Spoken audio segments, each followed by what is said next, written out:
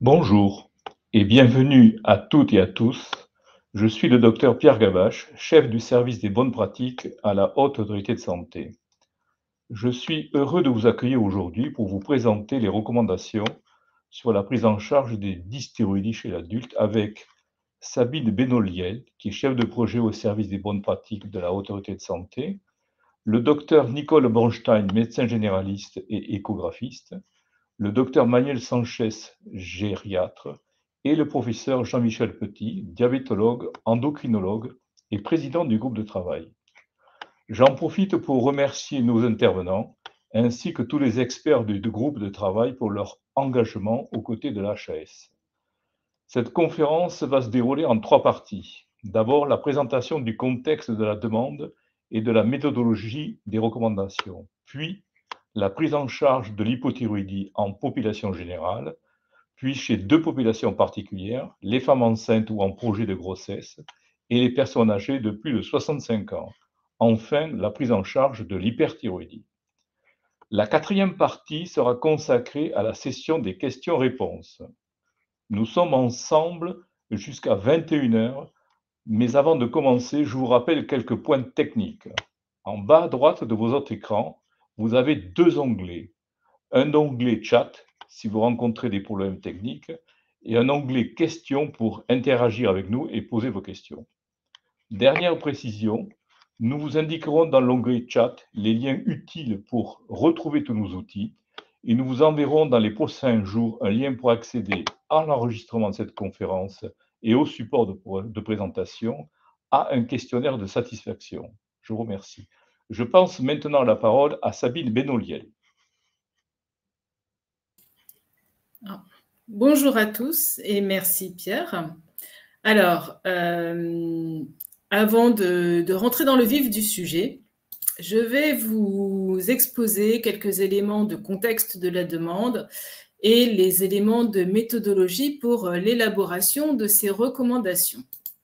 Alors, tout d'abord, concernant le contexte de la demande, donc c'était en 2018, c'est une demande de la Direction générale de la santé sur les problématiques liées à la thyroïde, devant différents constats, en particulier des surprescriptions de spécialités à base de lévothyroxine, des dosages d'emblée multiples des hormones thyroïdiennes avec des fréquences trop élevées, une prise en charge hétérogène en ce qui concerne les hyperthyroïdies, avec des pratiques trop diversifiées sur le territoire.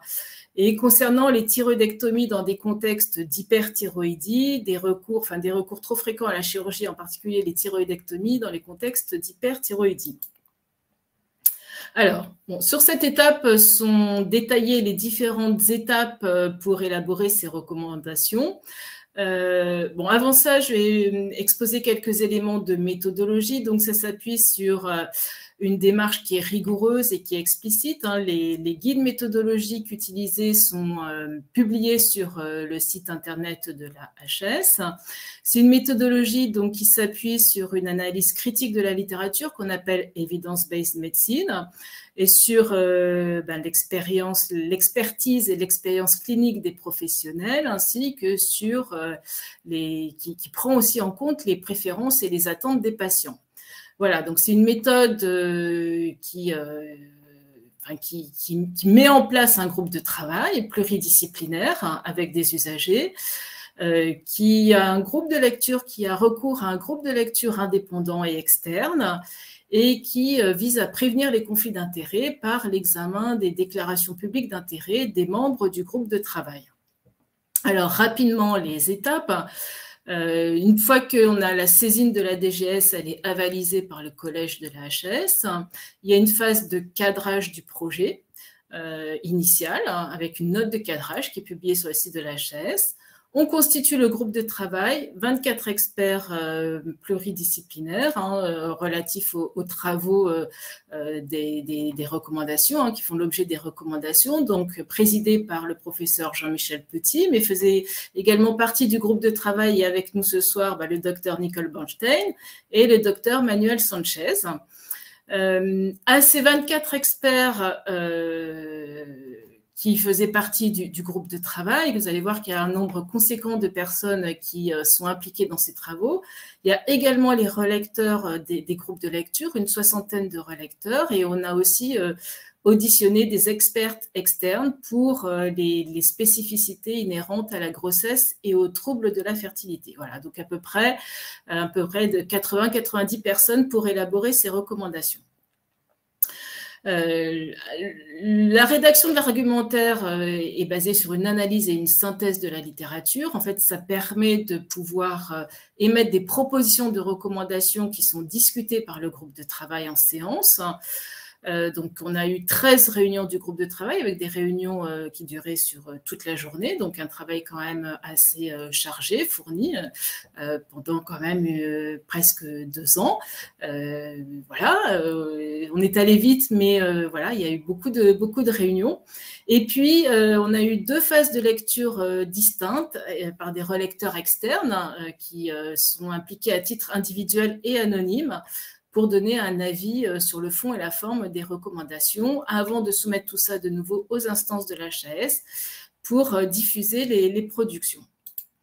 Alors, les objectifs des recommandations, c'est bien sûr d'améliorer la prise en charge des patients, d'homogénéiser les pratiques médicales et biologiques, de préciser l'usage des examens biologiques pour réduire les bilans systématiques, ce qui avait été dans les constats initiaux, et de préciser le recours aux chirurgies thyroïdiennes pour diminuer les thyroïdectomies, en particulier en cas d'hyperthyroïdie.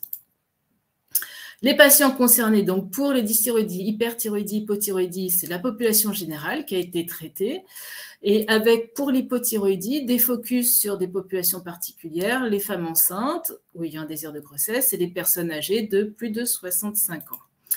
Alors, les productions, avant de laisser la parole aux membres du groupe de travail, donc les productions sont disponibles sur le site internet de l'HAS, donc les 2 recommandations de bonne pratique,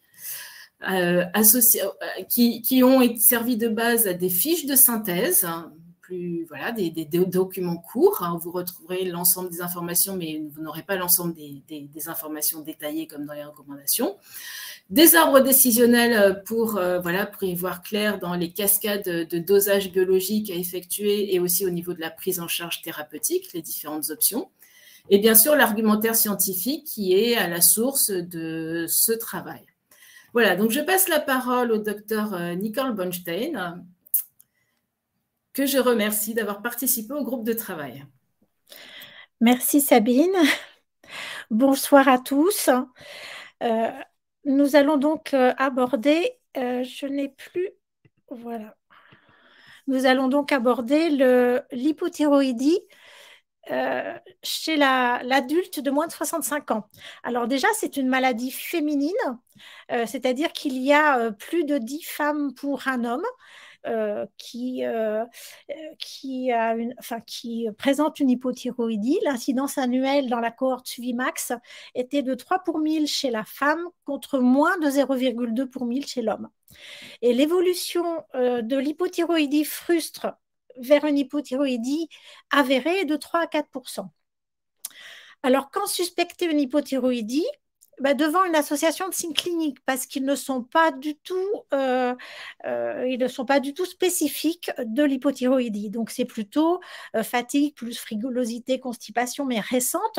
La prise de poids arrive tardivement dans l'hypothyroïdie, donc il ne faut pas se précipiter devant une simple prise de poids pour rechercher une hypothyroïdie. Il faut vraiment associer les autres choses, la peau sèche, les chutes de cheveux. Devant éventuellement aussi des traitements qui impactent le fonctionnement de la thyroïde, comme la myodarone et le lithium, pour lequel c'est même recommandé de rechercher avant la mise sous traitement si c'est possible, et puis 3 mois, 6 mois après et 1 an après. Et dans les antécédents de maladies auto-immunes, ça concerne le diabète de type 1, pas du tout le diabète de type 2. Et pas d'indication du dépistage systématique. Comment diagnostiquer cette hypothyroïdie? C'est simple, la TSH seule en première intention. Si on contrôle 6 à 8 semaines après, on peut demander un dosage en cascade, c'est-à-dire mettre sur la prescription, si TSH supérieur à la valeur de référence du laboratoire, faire une T4 libre. Si la T4 libre est normale ou basse, c'est-à-dire qu'on est devant une hypothyroïdie frustre, doser les anticorps anti-TPO, antithyroperoxydase, qui va donner le diagnostic de l'étiologie auto-immune. En aucun cas, le T3 n'est intéressant, ça ne va pas changer la prise en charge. Pas d'indication de l'imagerie dans l'hypothyroïdie, sauf si, bien sûr, on palpe des nodules ou s'il y a un goitre, mais là, on est dans un autre dysfonctionnement thyroïdien, qui est un dysfonctionnement de structure et non pas de fonction hormonale. Et on n'a aucune indication de surveiller les anticorps anti-TPO. Une fois qu'ils sont là, ça veut dire qu'il y a une thyroïdite auto-immune et on n'a pas besoin de vérifier s'il monte, s'il descend, s'il se normalise, ça n'a aucun intérêt, ça ne change rien. Pour rappel, la TSH va varier lentement, mais beaucoup plus fort que la T4, hein, parce qu'il y a une sécrétion, une relation logarithmique entre les deux. Donc, il est inutile de faire un dosage de TSH une semaine après, 15 jours après. Il vaut mieux attendre 6 à 8 semaines. C'est l'idéal. Chez la femme enceinte, on verra, on raccourcit un petit peu. L'hypothyroïdie avérée, bien sûr, on va la traiter et la surveiller. Donc, la définition, c'est une TSH supérieure aux valeurs de référence du labo et une T4 libre inférieure aux valeurs de référence. Donc, on va démarrer le traitement par lévothyroxine entre 0,5 à 1 microgramme par kilo. On est chez l'adulte de moins de 65 ans. La surveillance se fera par la clinique associée à la TSH à 3 mois, 6 mois, 1 an et tous les ans, une fois que l'équilibre est obtenu. C'est-à-dire qu'au début, on va faire bien sûr un contrôle 6 à 8 semaines après avoir mis en place le traitement, puis on contrôle 3, 6 mois, 1 an et tous les ans. Et bien sûr, si on change de marque ou de générique de lévothyroxine, on va contrôler. Faut-il traiter l'hypothyroïdie frustre? Ça se discute effectivement. Si la TSH est supérieure à 10, oui, d'autant plus si les anticorps anti-TPO sont positifs. Si la TSH est inférieure à 10, là, il faut voir avec le patient. Il n'y a pas forcément d'intérêt de traiter. On peut faire un test thérapeutique pendant 3 à 6 mois. Si les signes cliniques disparaissent, on garde le traitement. Si ça ne change rien à la clinique, dans ces cas-là, on peut arrêter le traitement. On va passer à l'hypothyroïdie chez la femme enceinte ou en désir de procréation. Alors déjà, celles qui sont déjà traitées par la lévothyroxine, l'intérêt, c'est la consultation préconceptionnelle, qui n'est pas du tout connue dans le public. On peut faire cette consultation préconceptionnelle ou les prévenir à l'occasion d'un renouvellement de traitement de lévothyroxine ou bien d'une surveillance de contraception ou d'un renouvellement de pilule. Et il faut bien leur dire d'augmenter la dose dès qu'elles sont enceintes de 20 à 30%, ce qui veut dire augmenter de 2 comprimés par semaine qu'on va espacer. Donc, le cachet qu'elles prennent, quelle que soit la dose, elles vont le prendre tous les jours et le lundi et le jeudi, par exemple, elles prendront 2 comprimés. Le temps de voir leur médecin, de faire une surveillance de la TSH 4 à 6 semaines après cette augmentation. Pour rappel, la LT3 est contre-indiquée pendant la grossesse. L'hypothyroïdie, donc chez la femme en âge de procréer, il y a l'hypothyroïdie avérée, où là, c'est une incidence de 2 à 4% des femmes en âge de procréer, avec pour la mère des risques augmentés de fausses couches à répétition, d'infertilité, d'hypertension gravidique, d'éclampsie. Pour le fœtus, des risques augmentés de prématurité, de faible poids de naissance et des troubles de l'apprentissage quand il sera plus grand. L'hypothyroïdie frustre, c'est beaucoup moins clair. La prévalence, c'est à peu près 20% des femmes en âge de procréer. Les études sont hétérogènes et elles sont contradictoires et le bénéfice du traitement n'est pas démontré. Donc, quand prescrire déjà une TSH en début ou lors d'un désir de grossesse? Déjà, pas de façon systématique, uniquement sur antécédents personnels de dysthyroïdie, goitre, d'antécédents de radiothérapie cervicale, parce qu'il y a plus de risques effectivement de démarrer une hypothyroïdie, chirurgie thyroïdienne bien sûr, en cas de diabète de type 1, de maladie auto-immune. Je vous laisse lire un petit peu toutes les causes d'antécédents personnels qui vont faire prescrire cette TSH. Si elles ont des anticorps anti-TPO positifs connus, même si elles étaient en euthyroïdie avant la grossesse, on va faire ce dépistage parce qu'avec le début de grossesse, les besoins vont être accrus et elles risquent de passer en hypothyroïdie. L'âge supérieur à 35 ans, l'IMC, une obésité morbide, donc supérieure ou égale à 40, et évidemment, une femme traitée par amiodarone ou lithium, on va lui faire un TSH en début de grossesse. Je vous engage à scanner cet arbre décisionnel, donc qui est très clair et qui va bien donner la conduite à tenir chez la femme enceinte. Donc, donc, vous avez décidé de faire ce dosage parce que la personne a des facteurs de risque, soit c'est inférieur à 2,5 000 unités par litre. Dans ce cas-là, stop, on s'arrête là. Si c'est supérieur à 2,5, on regarde les anticorps anti-TPO. S'ils sont supérieurs, s'ils sont positifs alors que la TSH est entre 2,5 et 4, on propose de traiter avec l'accord de la patiente. Si c'est négatif, on conseille de ne pas traiter. Si la TSH est supérieure à 4, on conseille de traiter. Voilà, je vous remercie. Vous aurez tous les détails donc sur cet arbre décisionnel. Je crois que c'est tout.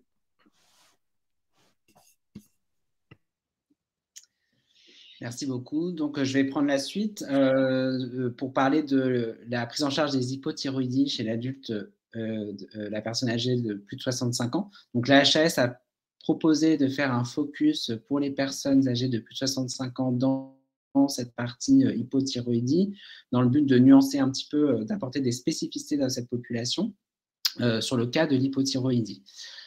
Et sur un constat que dans cette population particulièrement, il peut y avoir un surtraitement de l'hypothyroïdie, notamment dans ses formes frustes, qui pouvait être lié soit à un surdiagnostic, notamment lorsque l'on va doser, évaluer la fonction thyroïdienne au moment d'un événement intercurrent, qui peut être fréquent dans cette population, soit aussi parce qu'on va initier un traitement sans prendre en compte que les bénéfices ne sont pas forcément les mêmes que chez les sujets plus jeunes et que les risques peuvent être plus importants, notamment en cas de dose trop forte de lévothyroxine avec un risque accru de fibrillation atriale ou d'ostéoporose, par exemple, dans cette population. Alors, pour ne pas surdiagnostiquer, il est important de ne pas considérer qu'il va falloir faire une surveillance de la TSH sur le simple fait de l'âge. Donc, il n'y a pas de recommandation pour faire un dosage systématique de la TSH après 65 ans. Par contre, il sera recommandé de faire des TSH, évidemment, lorsqu'on a une forte suspicion d'hypothyroïdie, donc lorsqu'on a des signes concordants d'hypothyroïdie, car chaque signe isolé n'est pas spécifique. Et puis, plus spécifiquement chez la personne âgée, on peut évaluer la fonction thyroïdienne devant une insuffisance cardiaque nouvellement diagnostiquée, un syndrome anxio-dépressif, un déclin cognitif, une altération de l'état général sans qu'il n'y ait de cause évidente. Et donc là, c'est un intérêt à évaluer la fonction thyroïdienne. Et puis, dans cette population où notamment le traitement par amiodarone peut être fréquemment introduit, il est important de rappeler que cela nécessite tant que possible une évaluation de la TSH avant traitement et une surveillance par la suite. Si l'on est amené à évaluer la fonction thyroïdienne donc par la TSH, il faudra prendre en compte qu'on observe dans la population vieillissante une élévation physiologique de la TSH. Et donc, il est proposé de prendre en compte cette élévation physiologique, notamment en considérant des limites supérieures de la normale qui vont s'adapter progressivement avec l'avancée en âge. Et donc, comme ce qui avait été proposé par la SFE, la HAS propose donc, de retenir une limite supérieure qui est égale à la décennie d'âge du patient. Par exemple, une personne de 83 ans, on pourrait considérer qu'une TSH est normale jusqu'à 8 milliunités par litre. Avoir une TSH qui est modérément augmentée ne signifie pas forcément qu'il faut débuter un traitement, car ça dépend effectivement des bénéfices et éventuellement des risques dans cette population. Ça peut dépendre du terrain cardiovasculaire également, et puis bien sûr du dosage de T4, qui ici, dans le cas d'une hypothyroïdie avérée, nécessite généralement un traitement. Si la TSH est inférieure à 10 milliunités, donc c'est une élévation très modeste pour laquelle il n'est pas recommandé de traitement, mais une simple surveillance. Si la TSH est supérieure à 20 milliunités par litre, par contre, là, il va être généralement... le traitement est encouragé et nécessaire pour tous les patients. Et entre les deux, ça sera au cas par cas. Si on doit débuter ce traitement, contrairement à l'adulte plus jeune, il devra être fait à plus faible posologie chez la personne âgée, donc toujours moins de 50 microgrammes, et ça peut être des doses très faibles. Si on est notamment à un risque de cardiopathie ischémique, on augmentera progressivement. Et la TSH cible que l'on va viser à l'équilibre, bien sûr en prenant en compte la clinique, sera dans ces normes adaptées à l'âge, donc la valeur plutôt supérieure de ces normes adaptées à l'âge. Donc, par exemple, cette personne de 83 ans, je vais viser une TSH entre 4 et 8 milli-unités. Voilà, donc je vais passer la parole au professeur Jean-Michel Petit pour la prise en charge des hyperthyroïdies. Merci beaucoup, Manuel. Et puis bonjour à tous. Donc effectivement, je vais vous présenter les recommandations HS pour ce qui concerne l'hyperthyroïdie.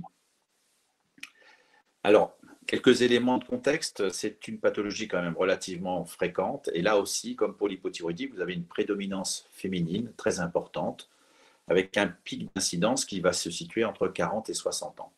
Alors, c'est très important de se rappeler que 70% des hyperthyroïdies sont des maladies de base d'eau. Et cette constatation va vous amener à avoir une attitude particulière concernant la prise en charge sur le plan étiologique quand vous prenez en charge un patient qui a une hyperthyroïdie.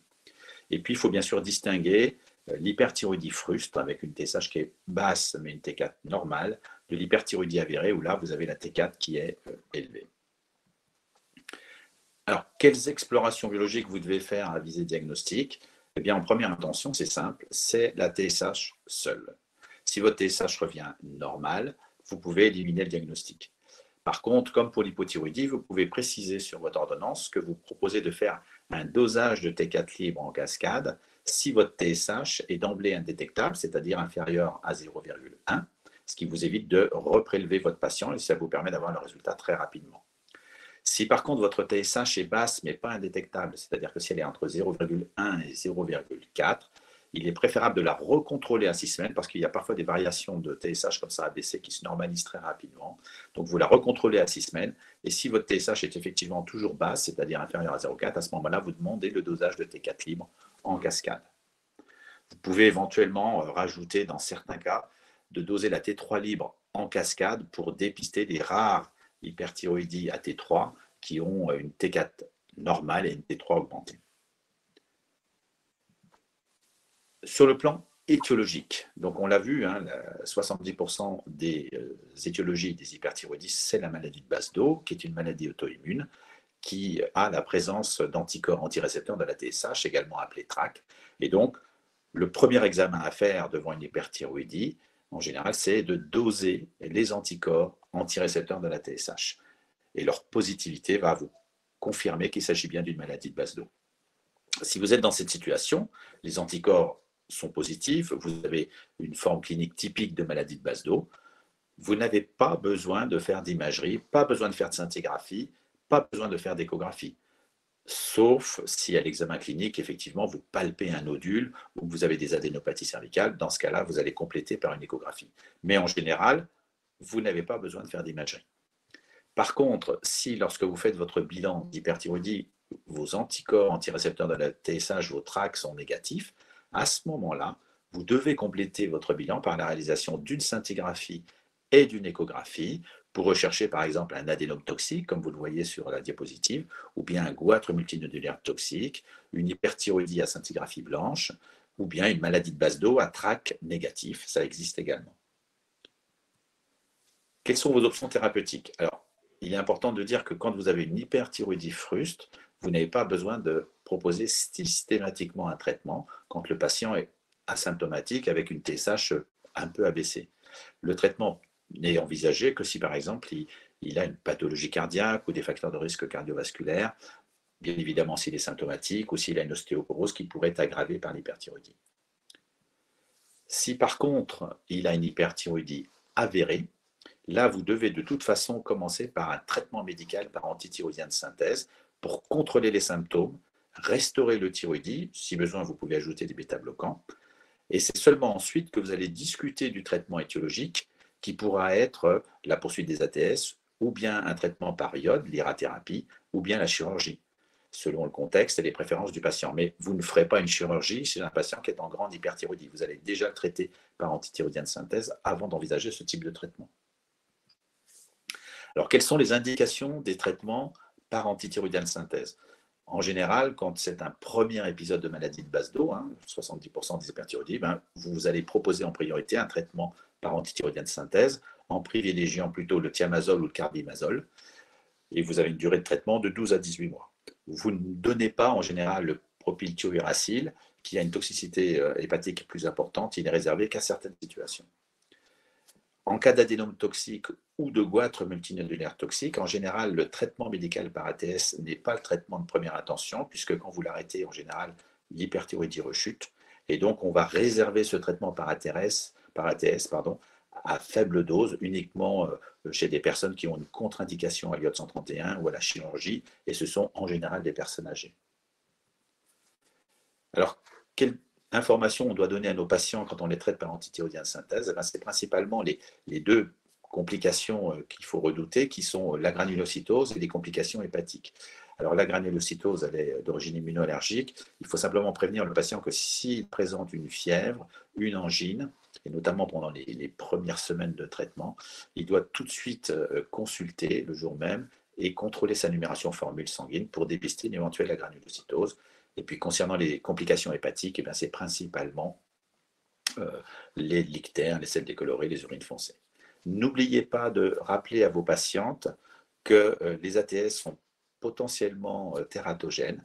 Donc, il y a une nécessité de contraception efficace chez la femme en âge de procréer et il est préférable d'éviter les grossesses. Et puis, toujours encourager le sevrage tabagique, puisque en cas de maladie de base d'eau, on sait que le tabagisme favorise l'apparition ou l'aggravation d'une orbidopathie basedovienne. Quelle surveillance vous devez faire quand vous instaurez votre traitement par antithyroïdien de synthèse? Dès que vous débutez le traitement, ce n'est pas la peine de recontrôler tout de suite la TSH, puisqu'elle va mettre un certain temps avant de réaugmenter. Donc, le plus simple, c'est de contrôler votre T4 libre sans dosage de la TSH dans les 3 à 6 semaines qui suivent l'instauration de votre traitement, puis jusqu'à ce qu'elle se normalise. Et c'est seulement ensuite que vous allez surveiller vos patients par le dosage de la TSH tous les 2 à 4 mois. Et puis en cas de maladie de base d'eau, vous pouvez redoser les anticorps antirécepteurs de la TSH, les TRAC, juste avant l'arrêt du traitement, puisque c'est un critère prédictif du risque de rechute à l'arrêt du traitement. Quand vous avez arrêté votre traitement par antithyroïdien de synthèse, notamment dans la maladie de base d'eau, vous allez recontrôler votre TSH à 6 semaines, à 3 mois, 6 mois, puis à 1 an. Et puis bien sûr, ensuite, si le patient redevient symptomatique. L'iode 131, alors les principales indications, en première intention, c'est effectivement le traitement des goitres multinodulaires toxiques ou des adénomes toxiques. Dans le cadre d'une décision médicale partagée, c'est vraiment le traitement à privilégier chez ces patients-là. Et puis également chez les patients porteurs d'une maladie de base d'eau qui ont une persistance après 12 ou 18 mois de traitement ou bien qui récidivent à l'arrêt du traitement, on va leur proposer en priorité un traitement par iode 131. Il faut informer vos patients qu'après un traitement par iode 131, il y a un risque important de passage en hypothyroïdie définitive, notamment dans la maladie de base d'eau, et qu'il sera nécessaire au moment de l'administration de cette dose d'iode d'avoir des mesures de radioprotection vis-à-vis de l'entourage qui durent de quelques jours à 2 semaines en général, parce que ce n'est pas des grosses doses, ce n'est pas comme dans le cancer thyroïdien. Et puis, il y a bien sûr une contre-indication absolue à la grossesse et à l'allaitement en cas d'administration d'une dose d'iode 131. Alors la chirurgie, elle est vraiment positionnée en 3e ligne, et en général, on va la proposer lorsqu'il y a une hyperthyroïdie associée à un goitre volumineux, compressif, ou bien avec une suspicion de malignité. Et puis, dans le cas des adénomes toxiques ou des goitres multinodulaires toxiques, on proposera l'iode radioactif, on proposera la chirurgie si l'iode radioactif n'est pas envisageable, notamment par rapport aux règles de radioprotection. C'est le cas notamment des personnes âgées qui ont des problèmes d'incontinence et pour lesquelles on ne peut pas leur proposer un traitement par iode 131. La chirurgie, qu'est-ce qu'on doit faire après une chirurgie? Après thyroïdectomie totale, bien évidemment, il faut proposer un traitement par lévothyroxine. Par contre, après une lobectomie seule, il n'est pas obligatoire de proposer le traitement par lévothyroxine. Vous recontrôlez votre TSH 6 à 8 semaines après la chirurgie. Et si votre TSH est dans l'intervalle de référence du laboratoire, vous la recontrôlez 6 à 12 mois après. Et il n'y a pas besoin de suivi spécialisé. Voilà, je vous remercie. Je vais repasser la parole à Pierre pour la session des questions-réponses. Eh bien, merci beaucoup pour ces présentations très claires et nous allons passer maintenant à la 4e partie, les questions et les réponses. Nous avons reçu des questions en amont du webinaire, nous allons les traiter, mais nous allons traiter aussi les questions qui sont dans le chat. Ne vous inquiétez pas, on a encore 30 minutes pour rester entre nous. Pour commencer, puisque nous étions sur l'hyperthyroïdie, je vais m'adresser à Jean-Michel Petit, notamment pour qu'il nous explique bien la place des anticorps anti-TPO, le dosage de la thyroglobuline sérique et l'utilité des anticorps anti-thyroglobuline pour explorer une hyperthyroïdie. Donc, toujours sur l'hyperthyroïdie. Jean-Michel, peux-tu nous repréciser la place de tous ces anticorps?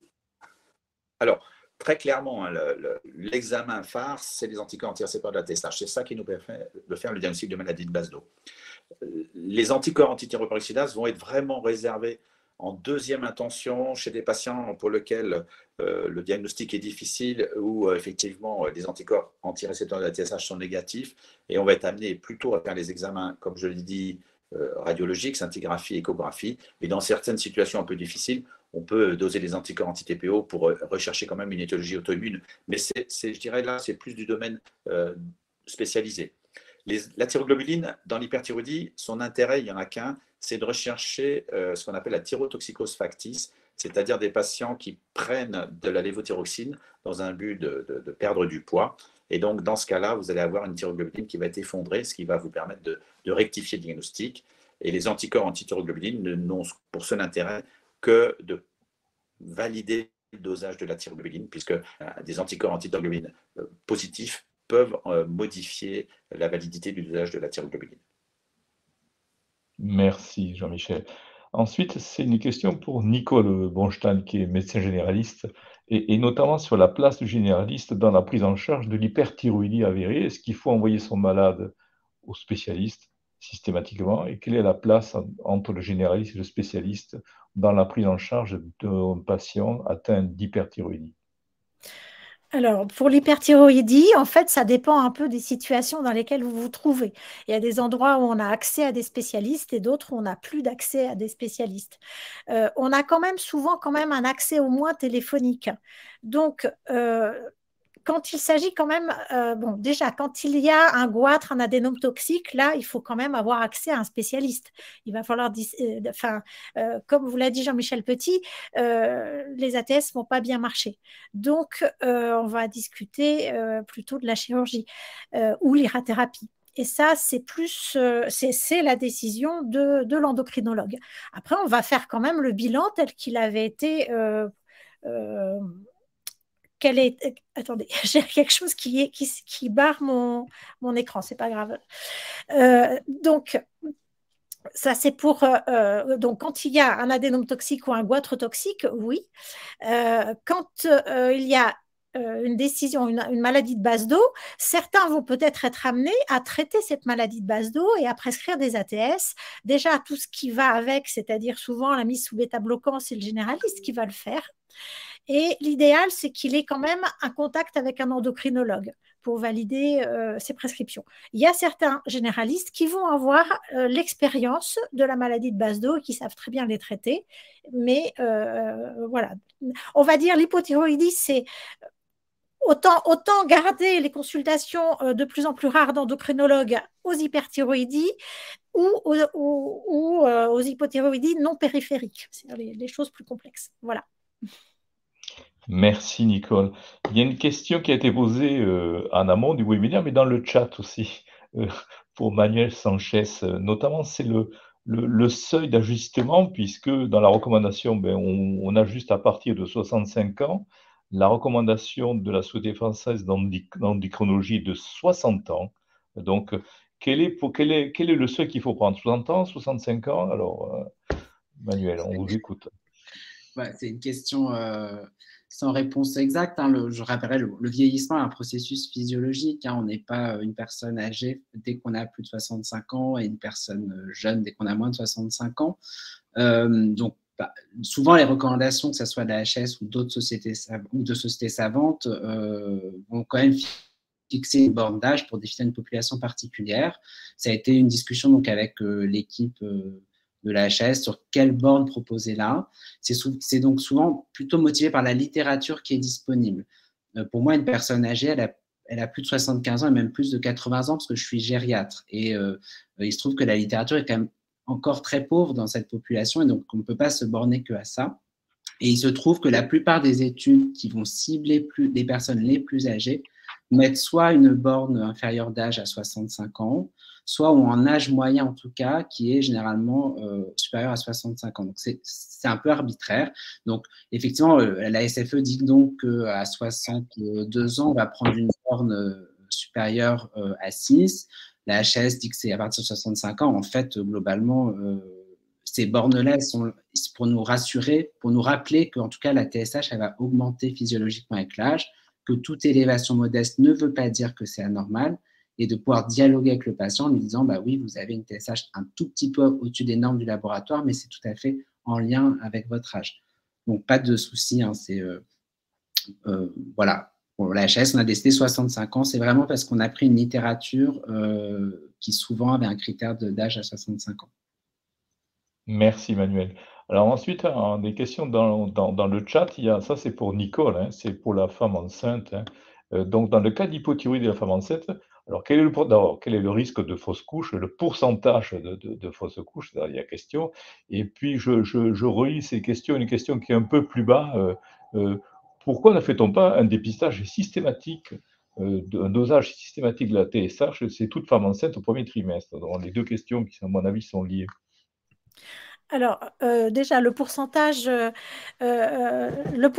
d'augmentation, enfin de fausses couches, moi, je ne l'ai pas trouvé. Je ne sais pas, Sabine, si on l'a de façon précise, mais il y a un risque accru. C'est ça qui est clair dans l'hypothyroïdie avérée. Dans l'hypothyroïdie frustre, ce n'est pas clair du tout. Les études sont contradictoires. Donc, le pourcentage exact, je ne pourrais pas vous le donner. Par contre, bien sûr, j'ai vu une autre question dans le chat, il y a une augmentation aussi des risques d'infertilité chez la femme en hypothyroïdie avérée. Pareil, ça n'est pas du tout aussi clair dans l'hypothyroïdie frustre. Pourquoi on ne fait pas de recherche de TSH systématique chez la femme enceinte? Parce qu'on a surtraité des femmes enceintes. Surtout qu'à un moment donné, on avait modifié les seuils pour lesquels il fallait traiter. Et là, on s'est rendu compte avec les dernières études qui ont porté sur plus de 60 000 femmes que les effets du traitement n'étaient pas forcément, n'apportaient pas forcément grand-chose dans certains cas. Je ne sais pas si je suis assez claire. Je pense, oui. Donc ensuite, une question sur, je crois que c'est toujours toi, Nicole, c'est pour quelles sont les recommandations dans le cas d'une maladie d'Hashimoto? Y a-t-il une spécificité dans le suivi de cette maladie auto-immune? Dans la maladie de Hashimoto, les anticorps anti-TPO sont positifs, avec quelquefois une euthyroïdie. Toujours pareil, l'échographie n'a pas sa place. Bien sûr, on va avoir une thyroïde qui risque d'être un peu petite, avec un aspect en résille, enfin un aspect un peu particulier. Mais ça ne changera rien à la prise en charge. En fait, tant qu'il n'y a pas d'hypothyroïdie, on ne va pas traiter. Et par contre, si la femme est enceinte, là, on sera d'autant plus vigilant parce qu'il y a quand même un risque de bascule vers l'hypothyroïdie avérée pendant la grossesse. Donc, en cas de maladie de Hashimoto, on contrôle l'hypothyroïdie si elle est enceinte, puisque les anticorps anti-TPO sont positifs. Si elle n'est pas enceinte, on va contrôler peut-être à 1 an, et puis si c'est toujours normal, à 2-3 ans, la TSH uniquement. Les anticorps anti-TPO, on ne les contrôle plus, hein, c'est fini. Et s'il y a des signes cliniques, évidemment. Merci. Ensuite, une question pour Jean-Michel Petit. On pose beaucoup de questions, c'est les recommandations nutritionnelles. Donc, y a-t-il de nouvelles recommandations nutritionnelles dans la prise en charge des dysthyroïdies? Alors, en général, en France, il n'y a pas vraiment de carence importante en iode et donc il n'y a pas de recommandations spécifiques pour proposer une nutrition différente chez les personnes atteintes d'hypo ou d'hyperthyroïdie. On ne peut que recommander d'avoir une alimentation variée comme on doit l'avoir et effectivement avoir accès aux produits de la mer, c'est très bien, mais il n'y a pas de recommandations spécifiques par rapport à la nutrition. Merci. Alors aussi pour Nicole, je ne sais pas si ça touche Manuel, c'est y a-t-il un rythme nictéméral de la TSH et quelle est la place de la iodurie dans les arbres décisionnels? Qui c'est qui peut répondre à cette question? Le dosage de l'iode dans les urines. Alors, Michel. juste, moi, je peux répondre juste, Nicole, sur la iodurie. Je pense que la iodurie, il me semble qu'elle n'est pas remboursée déjà par la sécurité sociale. Donc, c'est un examen qui est quand même coûteux. Après, je dirais qu'à part dépister des surcharges iodées qui sont méconnues, donc on est vraiment sur un problème un peu spécifique. Je ne pense pas qu'il y ait une place, on va dire, dans la pratique courante pour les ioduries. C'est vraiment ciblé, à mon avis, sur la recherche d'une surcharge iodée méconnue. D'accord. Vas-y, Nicolas, si tu veux répondre. Oui, pour la variation nictémérale, déjà la TSH, elle fluctue chez toute personne. Les normes du laboratoire sont quand même relativement vastes puisque c'est en moyenne de 0,5 à 4,5. Donc on sait que ça va fluctuer. Ça n'est pas stable. Voilà. Bon, la variation nictémérale, je pense que c'est pas forcément très important par rapport à cette variation qu'il y a dans les normales du laboratoire.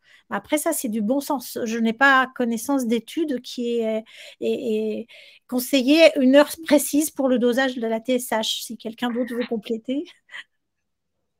Et sur le nictémère aussi, il y a aussi des questions sur la prise en charge médicamenteuse, notamment la prise en charge décalée. Donc, est-ce que c'est recommandé ou pas? Donc, prendre des thérapeutiques au coucher ou à 11 heures, est-ce que c'est mieux que les recommandations habituelles?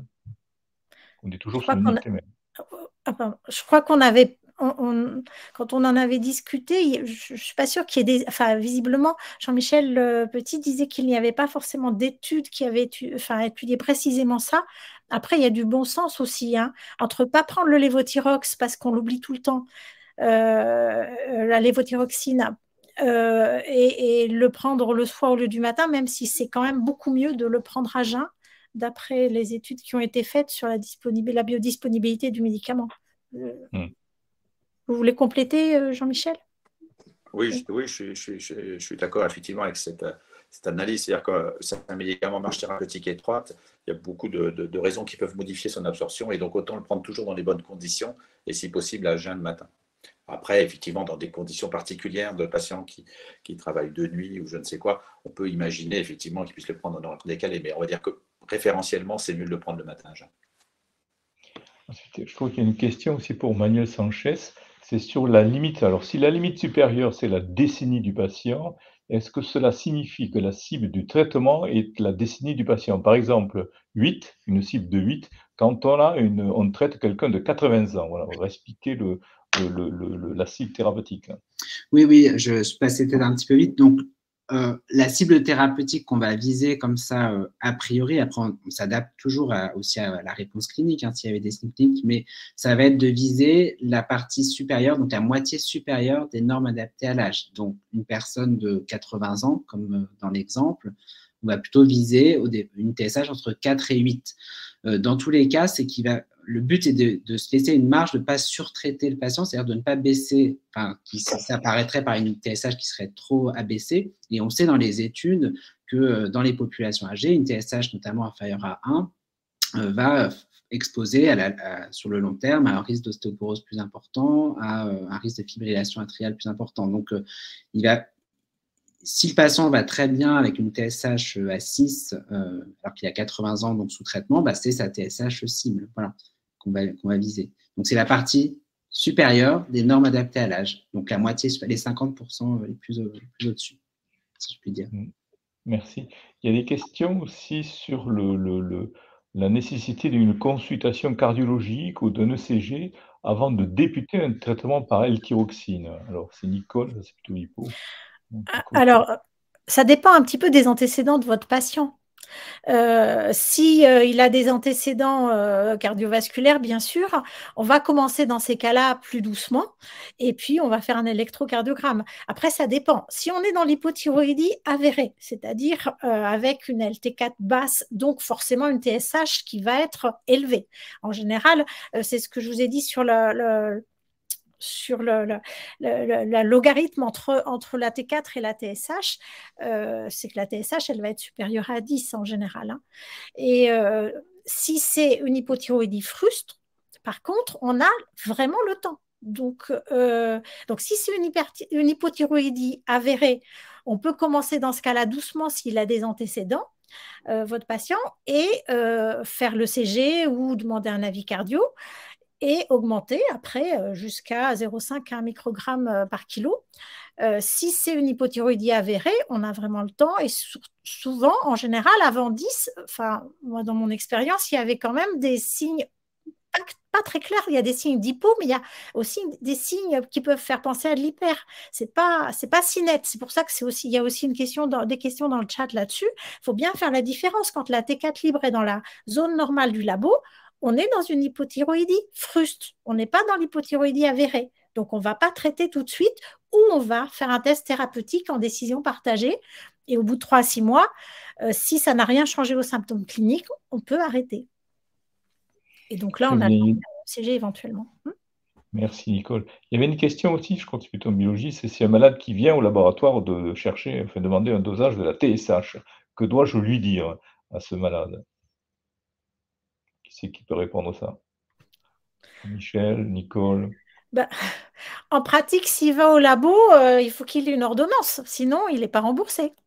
Oui, c'est clair. Ouais. Voilà. Et après, si il vient après pour régulariser sa demande, c'est là qu'on est dans l'éducation thérapeutique et qu'on explique à notre patient qu'on n'a pas besoin de faire des TSH tout le temps. J'ai eu des patients comme ça, effectivement. Et on est dans l'éducation sur de nombreuses consultations. Très bien. Il y a une question toujours pour toi, Nicole. Est-ce que dans le cas de l'hypothyroïdie, il peut y avoir des complications pour le fœtus? Alors, l'hypothyroïdie avérée, oui. C'est-à-dire qu'il peut y avoir des difficultés d'apprentissage. Alors, prématurité, faible poids de naissance, dans ce qui a été noté par les études, et puis des difficultés d'apprentissage après, quand il grandit. Dans l'hypothyroïdie fruste, chez la femme enceinte, c'est justement pas clair. Et on n'a pas... c'est pas net du tout, les études sont contradictoires. Et le fait de traiter est aussi contradictoire. Là aussi, tant que je te tiens, la question, mais il y a deux personnes qui voulaient savoir si les hormones thyroïdiennes, je pense que le traitement pour hormones thyroïdiennes, sont indiqués pendant l'allaitement. Ça pose pas de problème pendant l'allaitement. Ça pose pas de problème. Et au contraire, il faut que la femme soit traitée. Alors après, si c'est une hypothyroïdie fruste qu'on a... Alors, après l'accouchement, on peut revenir à la dose de lévothyroxine antérieure à la grossesse. On peut arrêter ce surdosage de 20 à 30%. Donc, on peut revenir au taux normal. Si elle était en hypothyroïdie fruste avec une décision, on était entre 2,5 et 4 et on discutait sur l'intérêt ou pas de traiter, mettons par exemple avec des anticorps anti-TPO négatifs. Si on a décidé de traiter, on peut arrêter aussi après l'accouchement. Voilà. Je reviens aussi sur une question du chat où il y a marqué « mais si la TSH est inférieure à 2,5 », on ne fait rien. S'il est inférieur à la dose à 0,5, on est dans de l'hyperthyroïdie, c'est une autre histoire. Et là, il est fondamental d'avoir un avis endocrino. Et à défaut d'avoir l'avis pour la patiente, on lui téléphone à l'endocrino. Parce que là, il faut qu'on ait un avis assez urgent. Alors, une question, je pense pour c'est Jean-Michel, ça. Dans le cas d'une hyperthyroïdie avec nodules chauds, alors quelle thérapeutique pour une patiente de 50 ans, le traitement par iode augmente-t-il le risque de cancer du sein? Alors, le traitement par iode 131 reste le traitement privilégié pour quelqu'un qui a effectivement un nodule chaud et une cinquantaine d'années. Non, il n'y a pas eu de démonstration d'augmentation du risque de cancer avec un traitement par iode 131, surtout aux doses données pour les hyperthyroïdies, qui sont des doses beaucoup plus faibles que celles qu'on donne pour les cancers thyroïdiens. D'accord. Donc, pas d'inquiétude. D'accord. Ensuite, je reviens toujours sur Nicole, c'est toujours les seuils chez la femme enceinte. Donc, pour les objectifs de traitement, voilà. Alors, on ne prend plus en compte l'objectif de TSH à 2,5 au premier trimestre et 3 en T2 et T3. Ça, faut bien expliquer. Oui. Non, on est... Alors ça, c'était l'ATA 2011 et c'était, il y avait à peu près 5500 femmes enceintes dans les études. Maintenant, depuis 2011, on en est à 60 000 femmes enceintes dans les études et c'est là qu'on s'est rendu compte que les études étaient contradictoires et on ne tient plus compte de ça. On essaie effectivement, quand on traite, quand on a décidé de traiter, Les anticorps anti-TPO sont positifs, par exemple, et puis, alors, soit elle est à plus de 4, anticorps anti-TPO positifs ou pas positifs. Là, on conseille de traiter entre 2,5 et 4, ça dépend des anticorps anti-TPO pour traiter. Et là, on va essayer de viser 2,5 tant qu'à traiter. Après, on tient compte quand même de la baisse des valeurs de référence pour la femme enceinte. On les baisse à peu près de 0,5 par rapport à ce que le labo donne. Donc, on va considérer que au-delà de 4, la femme est en enfin, a une TSH trop élevée et on va traiter. Et là, on ne tient pas compte de la T4. Hein. On s'en fiche, ça va pas jouer sur la prise en charge. Il y a une autre question aussi pour toi, je pense. Y a-t-il un intérêt à surveiller le taux des anticorps anti-TPO au cours du suivi? Aucun. Les anticorps anti-TPO, c'est la signature auto-immune. Après, ben, ils sont positifs. A priori, ils vont rester positifs. Et qui montent, qui descendent, on s'en fiche. Enfin, ça n'a aucun intérêt, ça ne va pas changer la prise en charge du tout. D'accord. Il y avait des questions aussi, peut-être pour Jean-Michel ou Manuel aussi. C'est le traitement par amiodarone. Qu'est-ce qu'on fait, l'amiodarone, lorsque, voilà, comment ça se passe le traitement par amiodarone, comment on suit, et lorsqu'il y a une dysthyroïdie qui apparaît, que fait-on? Alors, je vais te répondre au moins sur la partie. En général, c'est assez simple. Si c'est une hypothyroïdie, il n'y a pas lieu d'arrêter le traitement par amiodarone. On va se contenter de substituer par lévothyroxine le patient. Quand c'est une hyperthyroïdie, là, il faut demander un avis spécialisé parce qu'il y a différents types d'hyperthyroïdie à l'amiodarone avec des traitements différents. Et en général, on conseille plutôt d'arrêter l'amiodarone. Alors, ça nécessite effectivement de se mettre en contact aussi avec le prescripteur du traitement, en général le cardiologue, et le traitement peut être différent. On peut utiliser des antithyroïdiens de synthèse, on peut utiliser le perchlorate de potassium ou bien les corticoïdes selon le type d'hyperthyroïdie à l'amiodarone. Donc, c'est assez spécialisé. Donc là, je conseille plutôt de demander un avis spécialisé. Mais par contre, pour l'hypothyroïdie, on substitue et on n'arrête pas l'amiodarone. Alors, peut-être une question pour Sabine, qui est biologiste. Est-ce que la valeur de référence et les laboratoires pour la TSH doivent prendre en compte l'âge au-delà de 65 ans? Voilà, et il faut que tous les laboratoires devraient se comporter de la même manière. Donc, qu'est-ce qu'on peut répondre à ça sur nos recommandations qui font varier les seuils de TSH en fonction de l'âge? Et comment sont rendus ces résultats pour les laboratoires de biologie? En fait, moi, il y a Manuel qui va compléter la réponse parce que ça touche les personnes âgées. Hein. Donc, je vais démarrer la réponse et je vais laisser la parole à Manuel pour compléter. L'intervalle de référence des laboratoires reste l'intervalle de référence avec les valeurs normales qui sont données par le laboratoire en population générale. Voilà.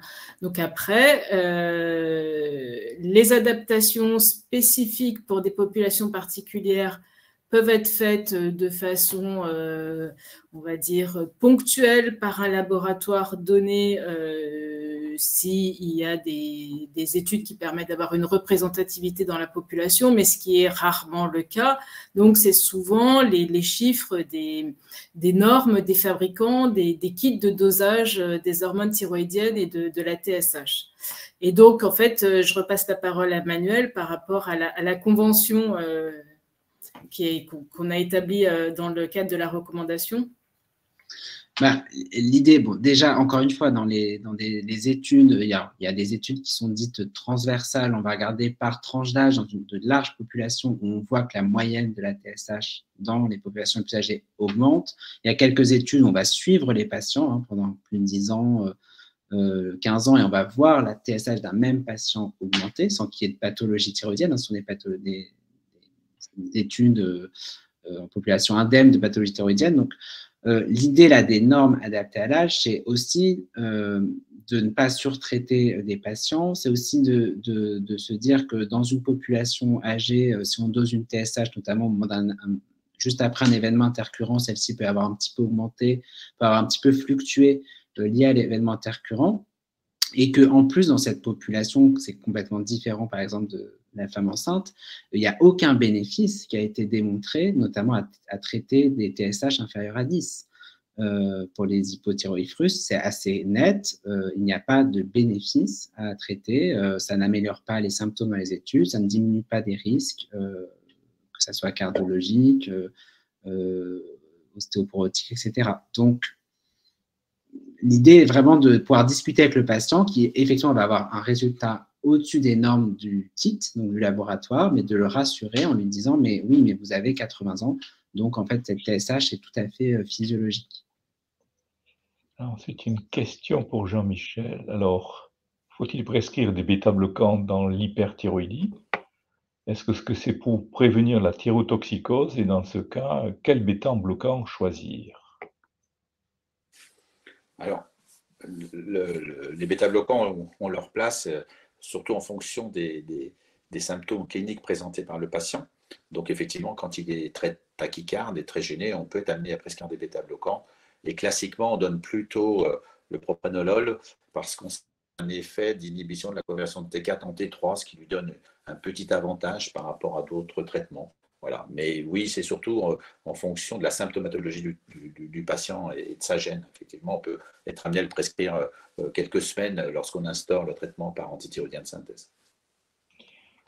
Ensuite, il y a une question, là aussi, je ne sais pas si tu pourras répondre. Quel est le pourcentage, quel est le risque, le pourcentage de passer en hypothyroïdie en cas de traitement par iode mis en place pour une hyperthyroïdie? Est-ce qu'il y a de la littérature là-dessus, sur le risque d'hypo?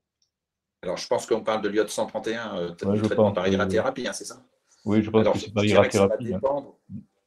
Oui, ça va dépendre de la maladie à l'origine de l'hyperthyroïdie. C'est-à-dire que si c'est une maladie de base d'eau, le risque de passage en hypothyroïdie est assez important. Je dirais que comme ça, alors je n'ai pas le chiffre exact, mais je dirais bien de l'ordre d'au moins les 3/4 des patients vont passer en hypothyroïdie, puisque c'est toute la glande qui est malade et c'est toute la glande qui va absorber l'iode 131. Donc le risque de passage en hypothyroïdie est vraiment très important. Quand c'est par exemple un adénome toxique, comme cet adénome est extinctif et que le reste du parenchyme thyroïdien ne capte moins l'iode, c'est pour ça qu'on ne le voit pas d'ailleurs quand on fait de scintigraphie, du coup, le risque de passage en hypothyroïdie est plus faible. Beaucoup plus faible. Merci. Il y a une question pour Manuel. Est-ce qu'il est recommandé de doser les anticorps chez la personne âgée? Alors, dans le cadre de l'hyperthyroïdie, là, comme chez la personne plus jeune, il faut absolument penser à faire les anticorps antirécepteurs de la TSH, les TRAC, parce que la maladie de base d'eau est tout à fait possible et même peut apparaître fréquemment chez les personnes âgées. Donc, il faut, voilà, c'est exactement comme ce qu'a exposé Jean-Michel Petit. Pour ce qui est de l'hypothyroïdie, à ma connaissance, en tout cas, moi, dans ma pratique, je ne recommande pas les dosages d'anticorps anti-TPO qui ne changent pas la prise en charge dans cette population. Et en plus, il faut savoir que ces anticorps peuvent augmentent quand même avec l'âge dans la population générale. Et donc, on peut avoir des anticorps anti-TPO tout à fait positifs à des âges très avancés sans avoir du tout de pathologie thyroïdienne. Donc, comme il n'y a pas un intérêt spécifique, à ma connaissance, dans cette population à débuter un traitement uniquement sur les anticorps ou à faire une surveillance spécifique uniquement sur les anticorps, en fait, on a une décision thérapeutique qui est vraiment basée que sur la fonction thyroïdienne. La TSH, est-ce que ma TSH est supérieure à 10 ou supérieure à 20 et je décide du traitement. Voilà. Allez, une dernière question, parce qu'on arrive à 9h ou peut-être à 21h pour Jean-Michel. Donc, c'est une femme de 40 ans, si je lis bien, qui a un base d'eau, qui a un TERAC négatif après 18 mois de traitement, mais une hypervascularisation à l'échographie. Que fait-on? Aujourd'hui, on sait que l'hypervascularisation est un critère, effectivement, de maladie de base d'eau, quand c'est sur la totalité de la glande. Aujourd'hui, on ne reprend pas de façon systématique ce critère-là pour décider de l'arrêt du traitement au bout de 18 mois, surtout si les anticorps sont négativés. Après, est-ce que un risque un peu plus élevé de rechuter à l'arrêt du traitement? Ce n'est pas impossible, mais je pense qu'au bout de 18 mois de traitement anticorps négatif, moi, je conseillerais quand même d'arrêter le traitement. Allez, une petite Je ne sais pas dernière. si Nicole, qui est échographiste, a un avis Ouais, qui est spécialiste. Non, mais je suis tout à fait d'accord. Allez, Nicole, une dernière là. Faut-il traiter un patient avec une TSH entre 4 et 10, avec une T4 basse, qui ne correspond ni à la définition retenue d'hypothyroïdie avérée, ni à celle d'hypothyroïdie frustre? Ben là, ça va être une décision médicale partagée avec le patient de toute façon. Si elle était T4 basse, est-ce qu'elle est en dessous des normes du labo, auquel cas c'est l'hypothyroïdie avérée? Est-ce qu'elle est au-dessus, mais vraiment à la limite, auquel cas c'est une hypothyroïdie frustre? Et on peut faire l'essai pendant 3 à 6 mois. Et puis, soit ça améliore cliniquement le patient et on continue, soit ça ne change rien à ses symptômes cliniques, ce qui arrive assez souvent aussi. Et à ce moment-là, on arrête. Voilà. Merci beaucoup. Il est Merci. 21h, heure de Paris, parce que je sais que tout le monde n'est pas à Paris. Donc, nous vous remercions d'avoir été si nombreux à assister à ce webinaire. Nous avons été jusqu'à 370 participants à un moment. Le replay, le diaporama seront disponibles dans quelques jours sur le site internet de la Autorité de santé. Nous vous invitons à prendre quelques minutes pour compléter le questionnaire de satisfaction que vous allez recevoir par mail. Vous pourrez retrouver tous les documents des recommandations sur nos sites internet. Nous vous remercions et nous vous souhaitons une agréable soirée et à très bientôt. Bonsoir.